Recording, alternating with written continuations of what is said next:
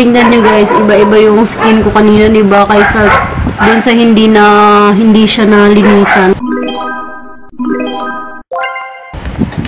Hello everyone! Welcome back to my channel. So, for today's video, ituturo ko sa inyo guys kung ano yung ginagawa ko sa aking face para ma-lessen ko yung aking pores na sobrang talaga. Kapag hindi ko nalilinisan yung face ko is ang pangit talaga niya guys. So, ayan, medyo may pimples ako ngayon ha kasi kakatapos ko lang mag-menstruation. So, itong routine ko na to na ginagawa ko guys is every week. So, dahil ito yung naging effective sa akin guys na lumiit yung pores ko kasi mas maigi din yung tayo na lang ang gumagawa ng kasi minsan nagpa-facial ako tapos minsan pag walang budget or tinatamad na akong pumunta sa sa facial care ko, ganyan, ako na lang yung gumagawa dito sa bahay. So without further na, punta na tayo sa ating video. Dito lang muna tayo, patsabot-sabot lang tayo, no?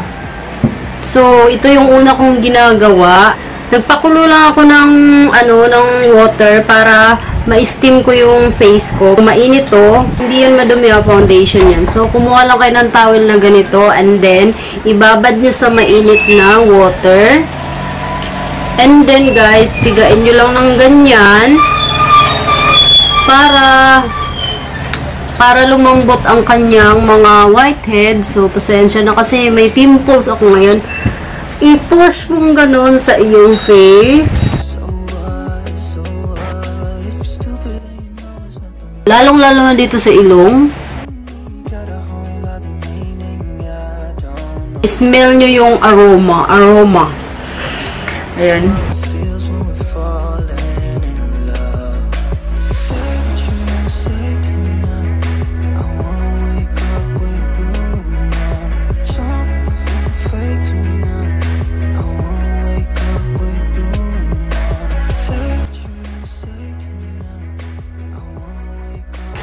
So, mga 3 times. Mainit to, besh. Dapat meron kayong salamin dyan.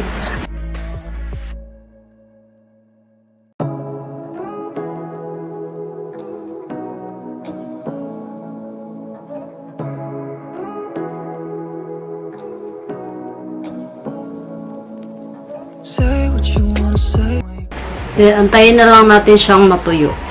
Kapag natuyo na yan, ang ginagawa ko is naglalagay muna ako nito. Ayan. Naglalagay ako nito guys. Kasi ayan yung pangkuha ng ating mga whiteheads and blackheads. Ulog ko naman. So maglalagay na tayo nito. Pagkalagay nyo dito, idikit nyo agad yung papel para dumikit siya agad.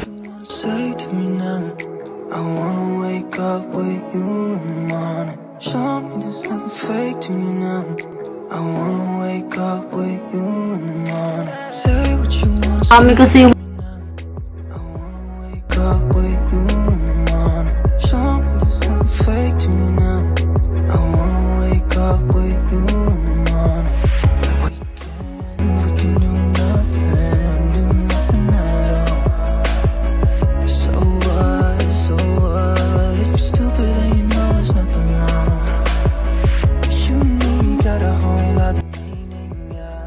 hindi ako makapagsalita ng maayos. Antayin lang natin yung matuyo, babalik ako sa inyo later para tanggalin natin yan. Makita natin yung mga ma-harvest natin dyan, guys. Hi! Bumalik na ako mga bebe. At hanggang na natin ang ating mga bandahe. Makikita natin dyan yung mga na-harvest natin.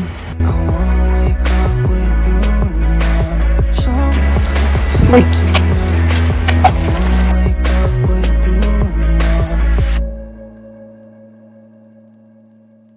Kita nyo yan guys, ang dami ko nakuha. Medyo masakit lang talaga tong atay na to.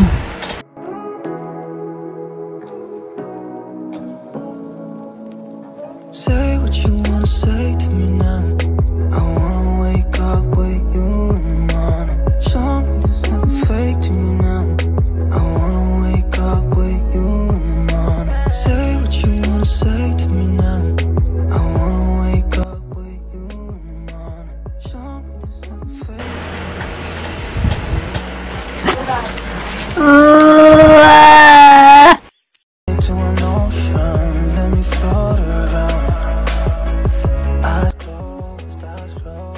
natin ulito. So, pasensya na ha, tabo. Unin natin yung hot water kanina. Then, punasan mo lang siya ng ganyan.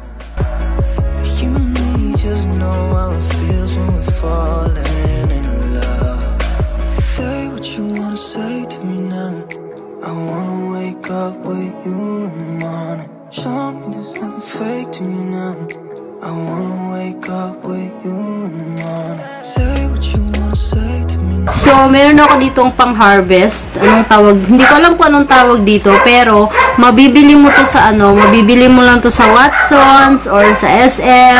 Basta ito, nabili ko to sa Watsons. Nasa 50 pesos lang yata. Sobrang mura lang. Kaya, ito yung mga excess na mga whiteheads dyan na hindi natanggal. Tatanggalin natin yan. So, kumuha lang tayo ng salamin. And then, i-freak mo yung mga natirang mga whiteheads. Kasi hindi naman talaga lahat ng tatanggal eh. Ang ginagawa ko is titingin lang ako sa salamin and then yan, ganyan. Nakita niyo ba?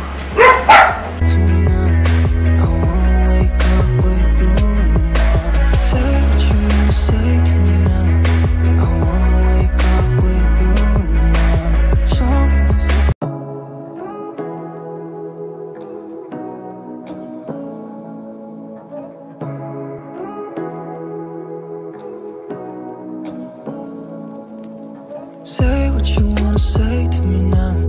I wanna wake up with you in the morning. Show me there's nothing fake to me now. I wanna wake up with you in the morning. Say what you wanna say to me now. I wanna wake up with you in the morning. Show me there's nothing fake to me now. Sobrang pangit ng skin ko ngayon.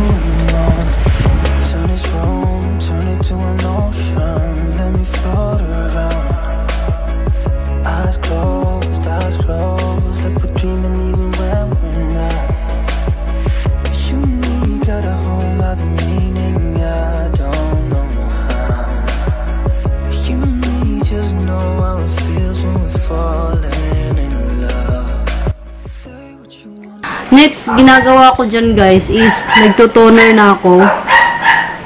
So, gamit kong toner ngayon is ito. Sobrang nagustuhan ko tong toner ng Skin Rituals.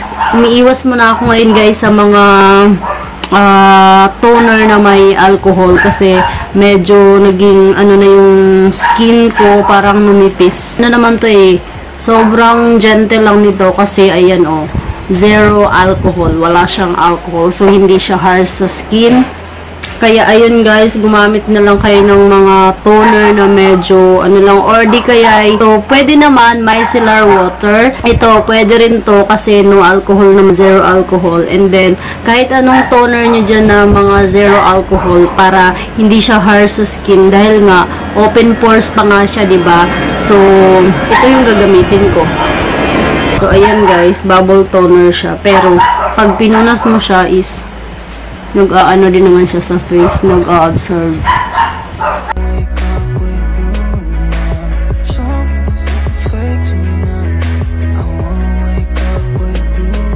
Pa-upward para hindi magsasagi yung face. Toner na to is, meron siyang cooling effect. Kaya mararamdaman mo yung ano dyan, yung lamig. So, ito pala yung gamit kong cotton pads, guys. This is from Sonicare.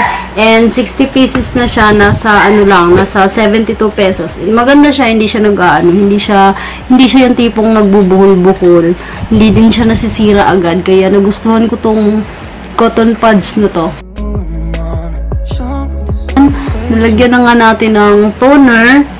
So, after kong maglagay ng toner, yung ginagawa ko guys, sorry maputla tayo ngayon kasi wala talagang mga kolorete sa face natin. Ayun, next yung ginagawa is, nilalagyan ko na siya ng aloe vera, ng Nature Republic aloe vera soothing gel. So, ito yung parang magko-close sa ating pores kasi nga open pores pa nga siya dahil nga nag-freak tayo kanina. So kung meron kayong kung meron kayong spatula, gamitin nyo yung spatula. Pero ako wala.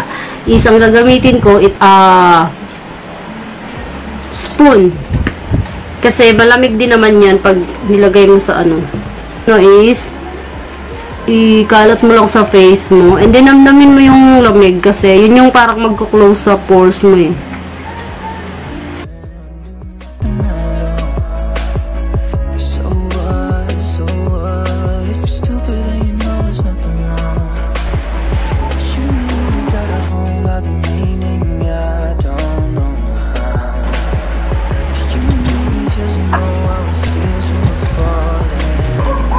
So, ang ginagawa ko is, ikakalat lang natin yan guys, and then medyo imamassage lang natin ng konti.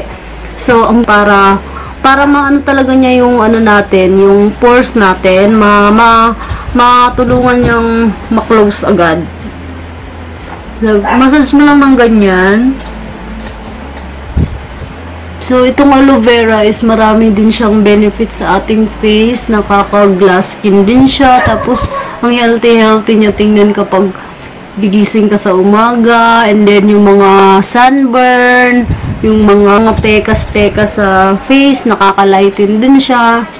Kasi matagal ko na rin ginagamit yan, guys. And then, na-observe ko din na effective din siya pampalighten ng mga pekas, yung mga scars.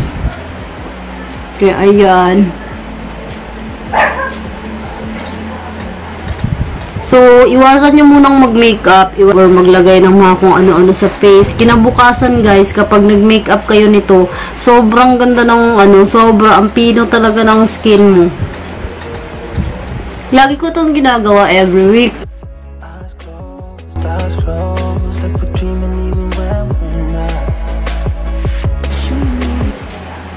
So, babalikan ko kayo later, no? So, naka-lip tint na ako ngayon, no? Kasi, maputla tayo kanina. Ang dry-dry ng lips ko, kaya, nilagyan ko lang ng Vaseline yan.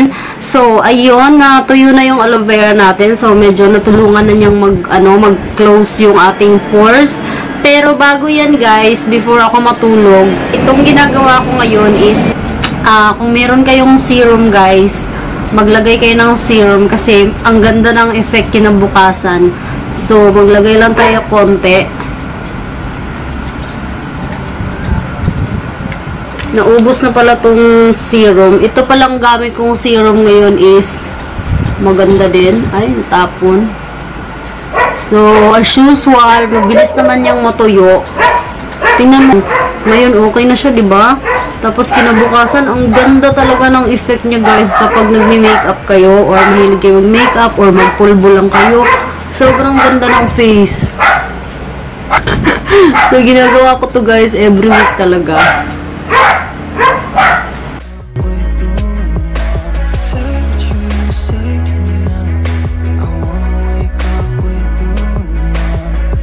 And guys, tapos na tayo sa ating bye!